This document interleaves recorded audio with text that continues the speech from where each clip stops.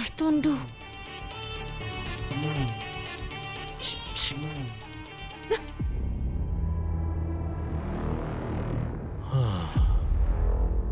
মার্তণ্ড,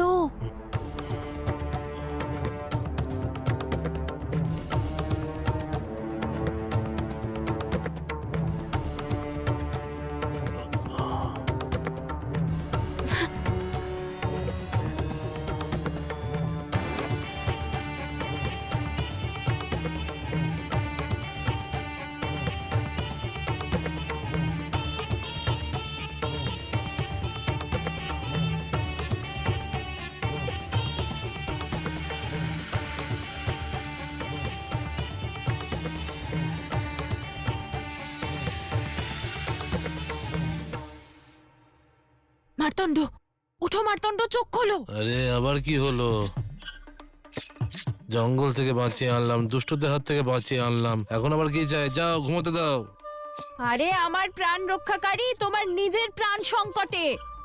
এত বড়, না না, এত বড় সর্প ছিল তোমার মাথার কাছে। কি? সাপ? কোথায় সাপ? কোথায় কোথায় কোথায় সাপ? কোথায় সাপ? কোথায় কোথায় কোথায়? এক্ষুনি এখানেই ছিল, এভাবে পিস পিস করছিল তোমার মাথার কাছে। হ্যাঁ, তো এখন কোথায় গেল? জানি না কোথায় চলে গেল। হ্যাঁ, মনে হয় আমাকে দেখে ভয় পেয়ে জানলা দিয়ে পালিয়ে গেছে।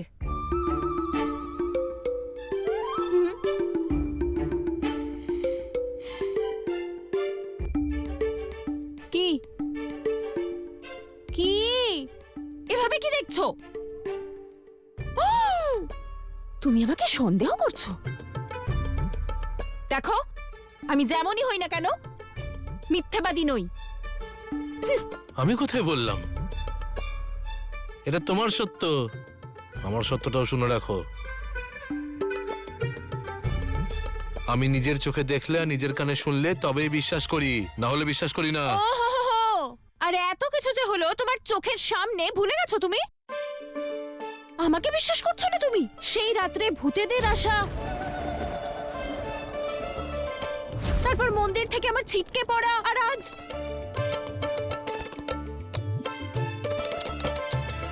দেবাদি দেব। তাহলে তোমার মনে হয় যে যত অনিষ্ট হচ্ছে সবকিছু আমার জন্য হচ্ছে? না, আমার মনে হচ্ছে যে কেউ তো আছে এইসবের পিছনে। কে? আমি কি করে জানবো? আরে তুমি কি বুঝতে পারছো না? কেউ আছে যে কোনো ষড়যন্ত্র করছে, যে আমাদের আঘাত করতে চায়। মনে হচ্ছে আমরা কোনো কাহিনীর অংশ আর বড় কোনো ষড়যন্ত্রে ফেঁসেই চলেছি, যেন কোনো উদ্দেশ্যের অংশ হয়ে চলেছি। আচ্ছা বলো, কি সংযোগ আছে আমাদের?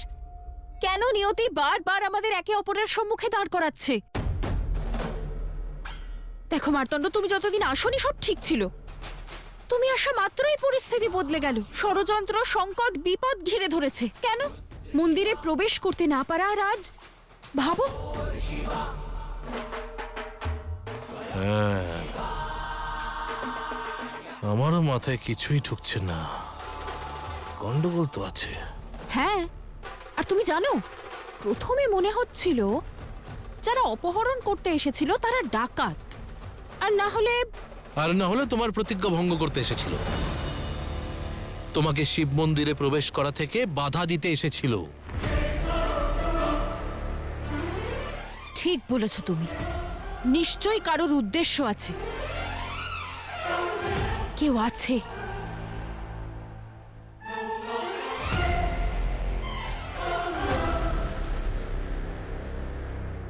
কিন্তু তার উদ্দেশ্য আমি পূর্ণ হতে দেব না। এই সোমবার তো কেটে গেল, কিন্তু শ্রাবণ মাসের অন্তিম সোমবার আমি শিব মন্দিরে প্রবেশ করেই ছাড়ব, প্রবেশ করেই ছাড়ব, প্রবেশ করেই ছাড়ব।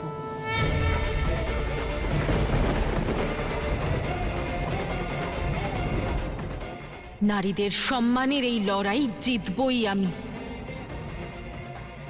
আর নারীদের সমানতার অধিকার পাইয়েই ছাড়ব, পাইয়েই ছাড়ব, পাইয়েই ছাড়ব।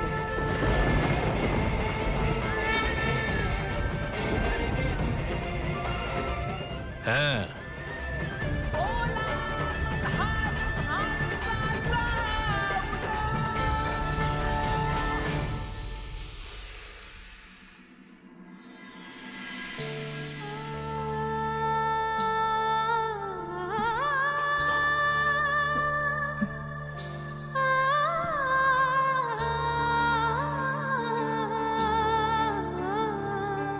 মহলসা, আমি তোমার সব মনস্কামনা বুঝতে পারছি। এই সংকট পুরো গ্রামের, কেবল তোমার একার নয়। এই সংকট নারী জাতির ভবিষ্যতের প্রশ্ন, আর এই সম্পূর্ণ যুদ্ধে আমি তোমার সঙ্গে আছি।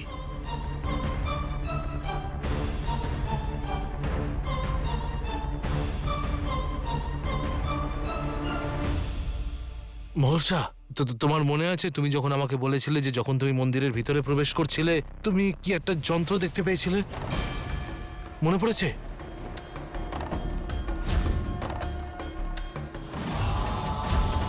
মনে হয়েছিল যেন ওই মন্দির অভিমন্ত্রিত,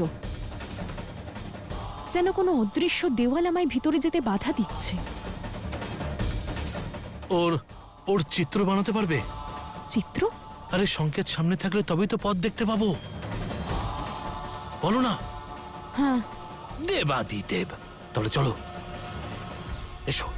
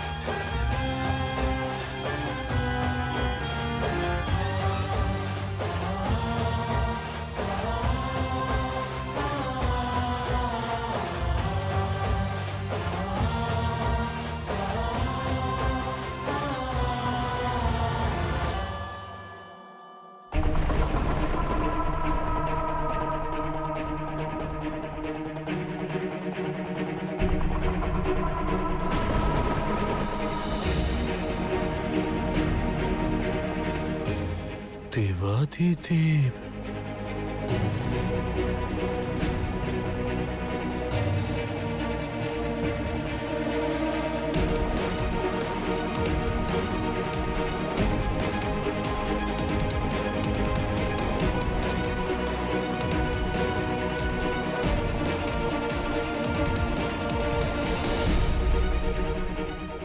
এটাই দেখতে পেয়েছিলে তুমি? হ্যাঁ। সম্পূর্ণ বিশ্বাসের সঙ্গে বলতে পারো? হ্যাঁ, কিন্তু তুমি চিন্তিত কেন? তুমি জানো এর অর্থ? চেনো এই তন্ত্র? চলো আমার সঙ্গে, এসো। কিন্তু মার্তণ্ড, এসো এসো।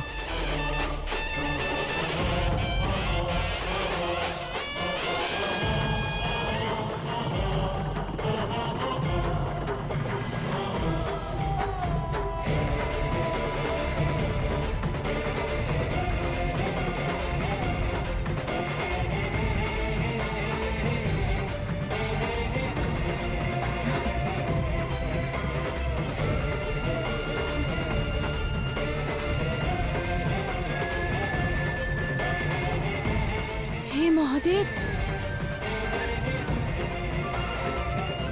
এটা একদম সেই চিত্র যা আমি বানিয়েছি, হ্যাঁ। যা আমি মন্দিরে দেখেছিলাম। কিন্তু তোমার কাছে এটা কি করে এলো? আরে এটারই সন্ধানে তো আমি এই গ্রামে এসেছি।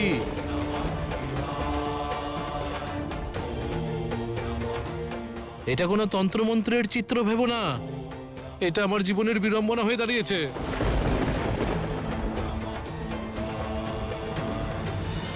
এ কি রহস্য? তুমি যা বলছো স্পষ্ট করে বলো, আমি কিচ্ছু বুঝতে পারছি না। তুমি তো জানোই, আমি যখন ছোট ছিলাম তখন এক পুরোহিত মশাই আমাকে পেয়েছিলেন।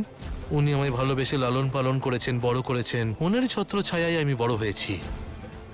কিন্তু উনি ওনার শেষ মুহূর্তে আমাকে এমন এক সত্য বলেছিলেন মহালসা, যে সেই সত্য আমার জীবনে ঠিক না হওয়া এক ক্ষত হয়ে দাঁড়িয়েছে। কিরকম আঘাত? বাবা, তোমার কিচ্ছু হবে না বাবা। পুত্র মার্তণ্ড, হ্যাঁ বাবা। যাওয়ার আগে আমি তোমাকে কিছু বলে যেতে চাই। বলো বাবা।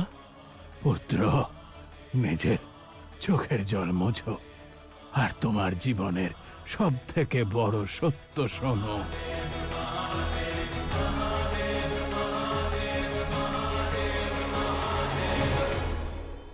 যখন আমি তোমাকে শিব মন্দিরে কুড়িয়ে পাই, তখন তোমার সঙ্গে একটা চিত্র ছিল,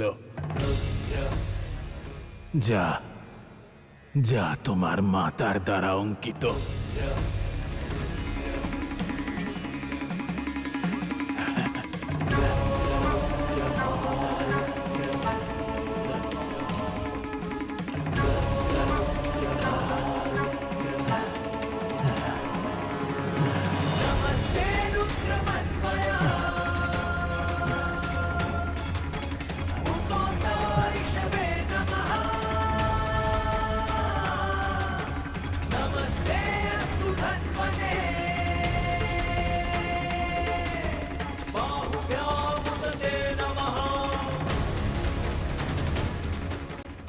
আমি আমার জীবনের অন্তিম মুহূর্তে আমার হৃদয়ের অঙ্গ তোমায়, মহাদেবকে সঁপে দিলাম। এই তন্ত্রমন্ত্রের রচনা আমাকে অসমর্থ করে দিয়েছে, তোমাকে একা ফেলে রেখে যেতে বাধ্য করেছে। কিন্তু আমার পুত্র, তোমার মাতার মৃত্যুর প্রতিশোধ তোমাকে নিতে হবে। তন্ত্রের এই জালকে ছিন্ন করতে হবে। তোমার মাতা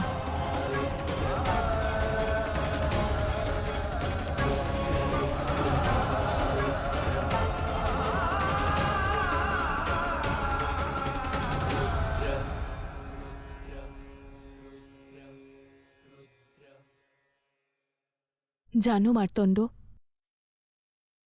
যবে থেকে তোমায় দেখেছি এটাই ভাবি যে আমাদের কি সম্পর্ক। আর আজ উত্তর পেলাম, আমাদের সম্পর্ক না ঘৃণার না ভালোবাসার, উদ্দেশ্যের। এক উদ্দেশ্য আছে আমাদের, এই তন্ত্রের জাল ছিন্ন করা, এই তন্ত্রের জাল ছিন্ন করা, এই তন্ত্রের জাল ছিন্ন করা।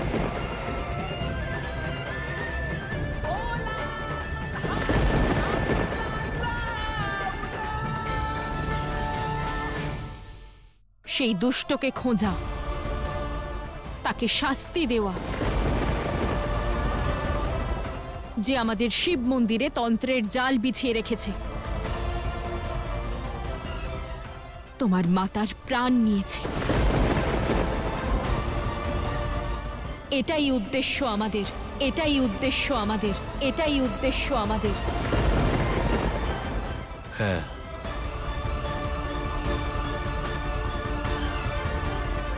তুমি জানো মহালসা, আমি সারা জীবনে তন্ত্রমন্ত্রের পাশের মুক্তির পথ খুঁজেছি, ঘুরে বেরিয়েছি, কিন্তু কোনো সংকেত পাইনি। একদিন একজন আমাকে বলেছিল এই গ্রামের বিষয়ে, আমাকে বলেছিল এখানে একটা শিব মন্দির আছে যেখানে নারীদের প্রবেশ নিষিদ্ধ। তখন আমার সন্দেহ হয়েছিল,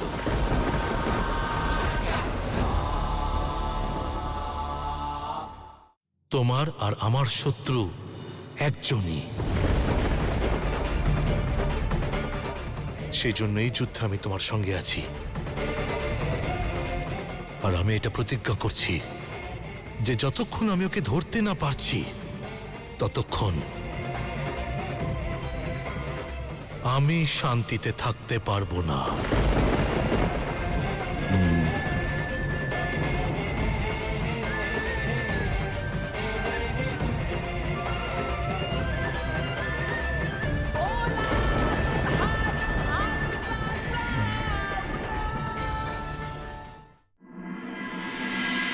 চাষবাস তো কাল সম্পূর্ণ হলো, এবার দেখা যাক ফসল কেমন হয়।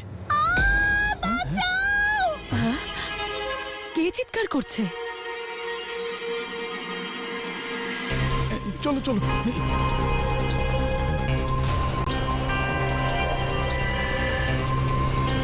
কি হয়েছে? কি হয়েছে? কি হয়েছে? কি আরে কি হয়েছে? কি হয়েছে বলো?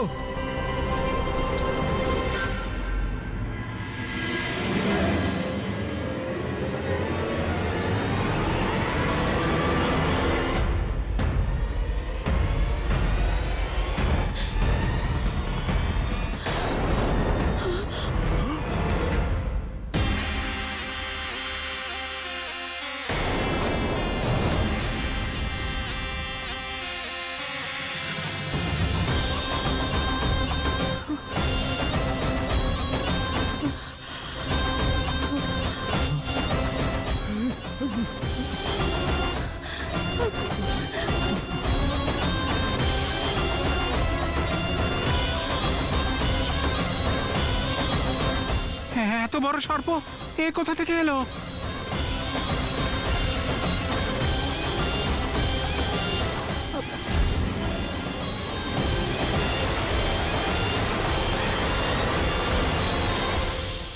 মার্তণ্ড, হ্যাঁ, এটা এটা সেই সর্প যে তোমার কক্ষে ছিল। সেই সর্প? আরে বাপ! এই বিরাট সর্প যদি কাউকে কামড়ায় তাহলে সে প্রাণে মারা যাবে।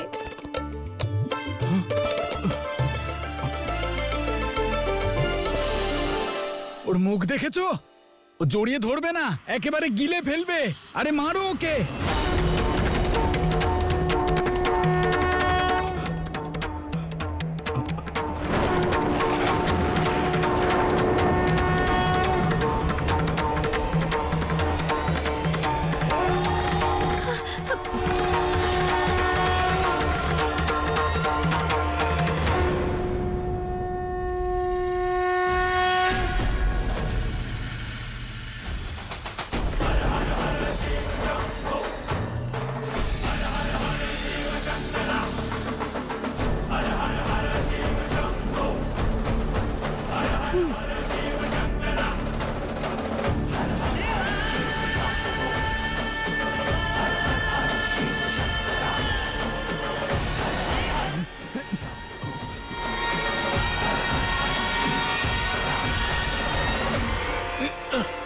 এই দাঁড়াও!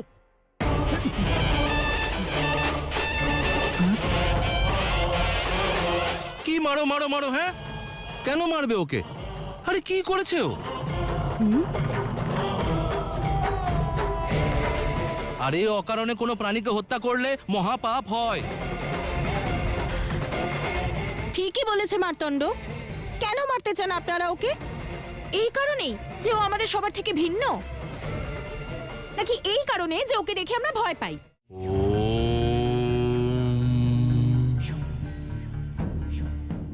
একটি মাটির পাত্রের মধ্যে যতই শুদ্ধ জল পরিপূর্ণ করা হোক, কিন্তু যদি সেই পাত্রটির ধৈর্য এবং স্থিরতা না থাকে তাহলে সেই শুদ্ধ জল কখনোই সুরক্ষিত থাকতে পারবে না। ঠিক সেরকমই ব্যক্তি যতই জ্ঞানী হোক না কেন, যতই বিত্তবান হোক না কেন, যদি তার মধ্যে কৃতজ্ঞতা আর পরোপকারের ভাব না থাকে তাহলে সবকিছুই ব্যর্থ। কৃতজ্ঞতা হলো এমন এক পুজো যা মন্দির ছাড়াই, মন্ত্র ছাড়াই, মূর্তি ছাড়াই ঈশ্বরের কাছে পৌঁছে যায়। কারণ যে স্থানেই কৃতজ্ঞতা থাকে পরোপকারের ভাব থাকে সেখানে মনের মধ্যে কোনো ভার থাকে না। ও